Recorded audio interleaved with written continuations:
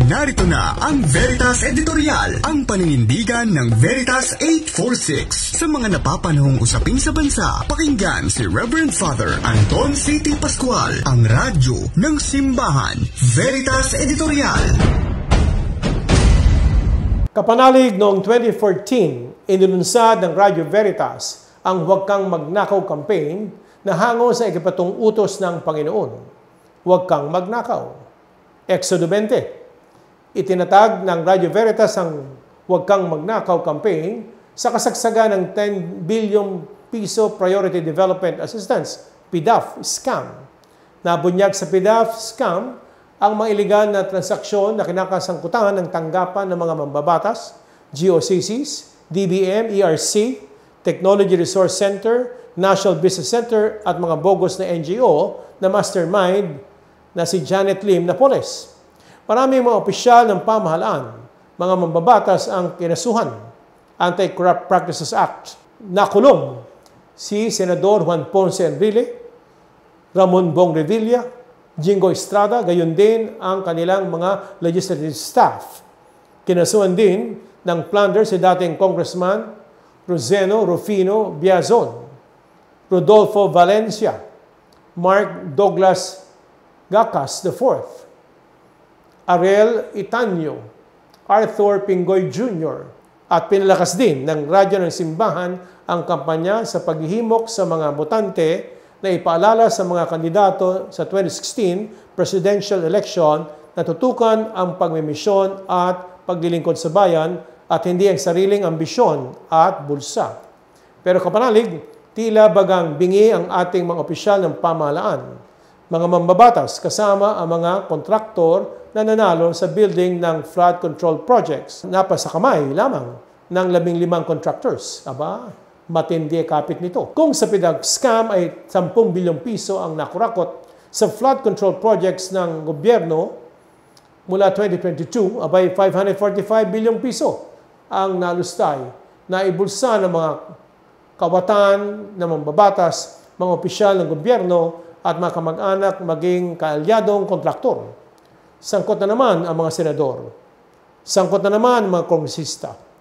Nasa gitna ding laganap na katiwalian ang DPWH. Umalingaw-ngaw sa kasulkuyan ng galit ng taong bayan. Mga lugar na binabaha sa simpleng pag-uulan lamang na binubuhusan ng milyong-milyong pisong pondo ng gobyerno.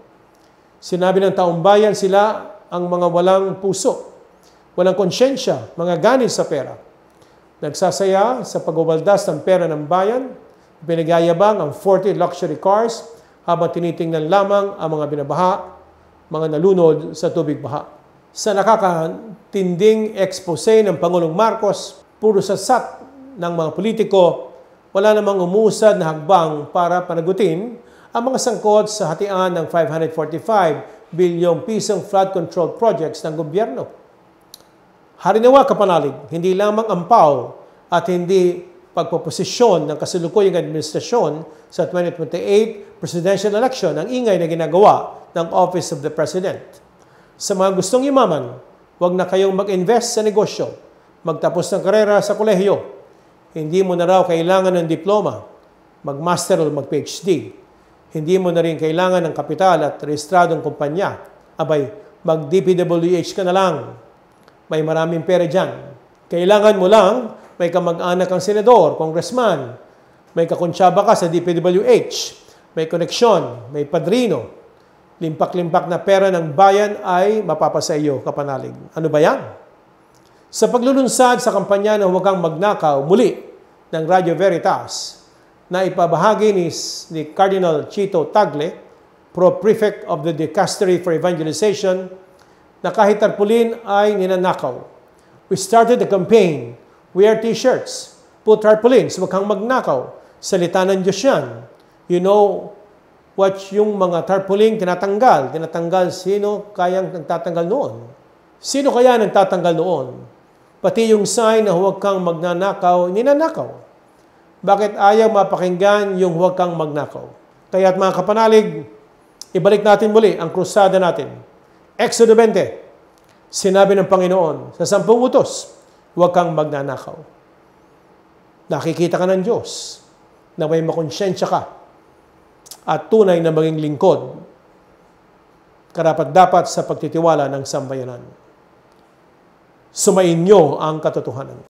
Inyong napakinggan ang Veritas Editorial. Ugaliing pakinggan ng Veritas Editorial kasama si Reverend Father Anton C.T. Pascual. Veritas Editorial.